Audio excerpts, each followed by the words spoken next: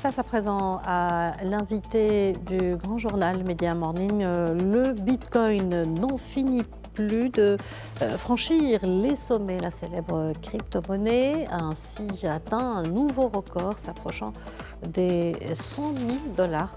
Pour la première fois de l'histoire, le Bitcoin est toujours porté par un Donald Trump. Le nouveau président des États-Unis se montre de plus en plus favorable à cette monnaie. Pour en parler, nous sommes en direct avec Monsieur Badr Blaj, expert en blockchain et crypto-monnaie. Bonjour Monsieur Badr Blaj, merci d'être avec nous.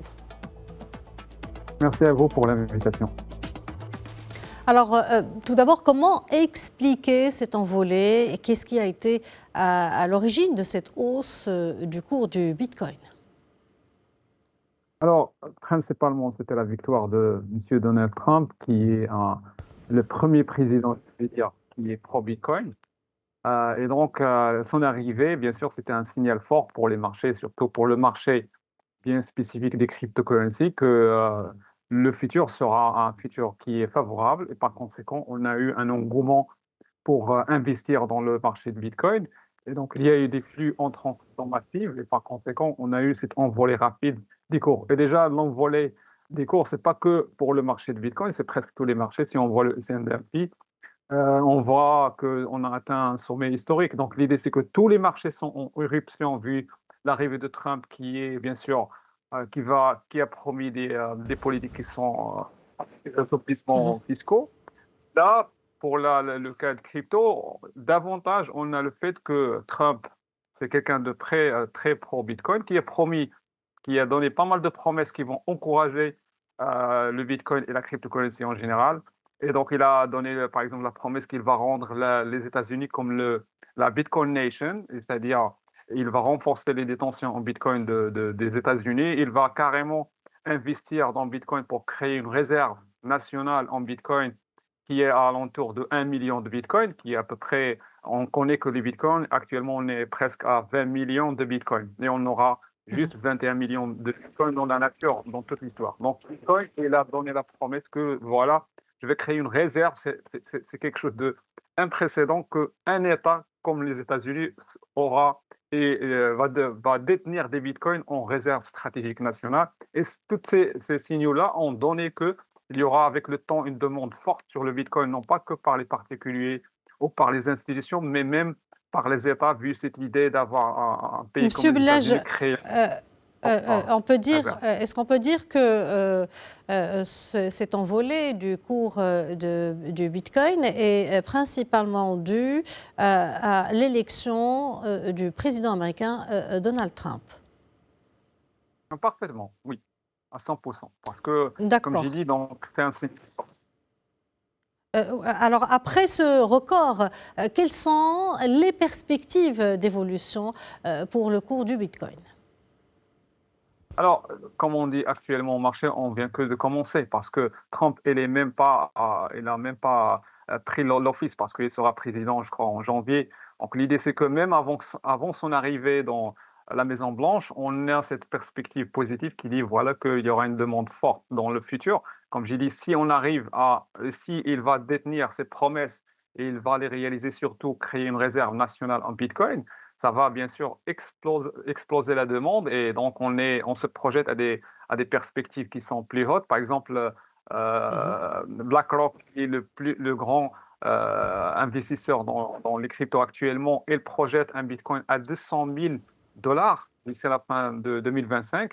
Donc l'idée, c'est qu'actuellement, le marché il a des perspectives et des prospects qui sont très positifs. Et par contre, ou plutôt on se met, Mhm. bien sûr, et on se projette à des sommets qui sont imprécédents, surtout avec son arrivée. Et s'il arrive, bien sûr, à tenir ses promesses, et Mhm. plus que ça, actuellement, on a vu que la plus grande entrave qui était toujours là, qui est la réglementation. Donc lui, il a promis qu'il y aura une réglementation positive. Et on voit actuellement, sur l'écran actuellement, Monsieur Musk. Et donc lui, il a promis, bien sûr, qu'il va donner un rôle à Musk pour, bien sûr, revoir toutes les politiques gouvernementales. Et plus que ça, il a promis qu'il va mettre quelqu'un sur la SEC, qui est normalement l'autorité de réglementation, qui a toujours pris le dossier des cryptos, de mettre quelqu'un qui est favorable, contrairement à la personne qui est actuellement, Mhm. qui a annoncé sa retraite, il était toujours contre Bitcoin. Cependant, un aspect néfaste à prendre en considération, celui de la volatilité inhérente du Bitcoin. Bien que des prévisions optimistes existent, le marché peut également connaître des drames imprévus. Qu'en pensez-vous? Alors, la question des corrections, c'est une question qui est commune à tous les marchés. Donc là, on est sur des sommets presque sur tous les marchés. Même dans le marché de l'or, on est sur des sommets, de nouveaux sommets sur le marché du tech avec l'IA et la hype de l'IA, on est sur un nouveau sommet. Donc l'idée, c'est qu'une correction, elle est toujours possible, mais il n'y a rien de spécifique au Bitcoin. Donc tous les marchés actuellement sont en risque de se corriger. Mais là, si on se projette sur un moyen terme ou un long terme, je crois que la perspective elle est très positive. Bien sûr, les investisseurs dans ces mondes-là doivent être des investisseurs qui sont un peu initiés à la chose. Donc, on ne doit pas être quand même attiré juste par les chiffres, mais c'est un marché qui est quand même qui s'annonce très promoteur avec le temps.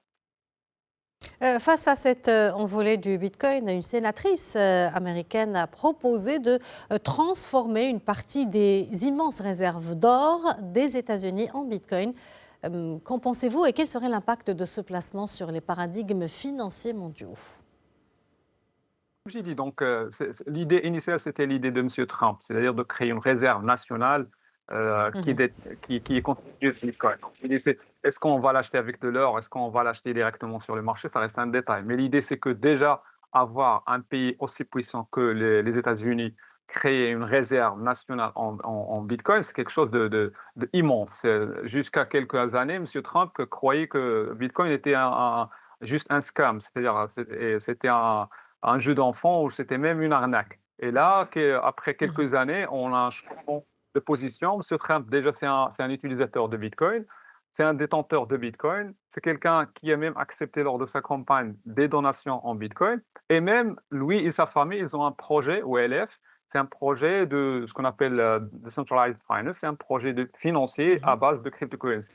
Donc, c'est quelqu'un qui croit pleinement parce que lui, il a une mentalité d'investisseur et de businessman. Donc, il a vu l'opportunité dans la crypto. Donc, je crois que ces promesses qu'il a faites quelques mois auparavant, il va les mettre à l'exécution. C'est une question de temps. Et plus que ça, on ne doit pas se focaliser juste sur Trump, mais même le Congrès actuel, dans sa première chambre, il y a une majorité des gens qui croient des pré-Bitcoin, c'est-à-dire des pro-Bitcoin, des gens qui croient en Bitcoin. Donc, ce n'est pas que le président qui est pro-Bitcoin ou qui va bien sûr chercher à mettre en place de la réglementation favorable pour le Bitcoin, mais aussi le Sénat derrière.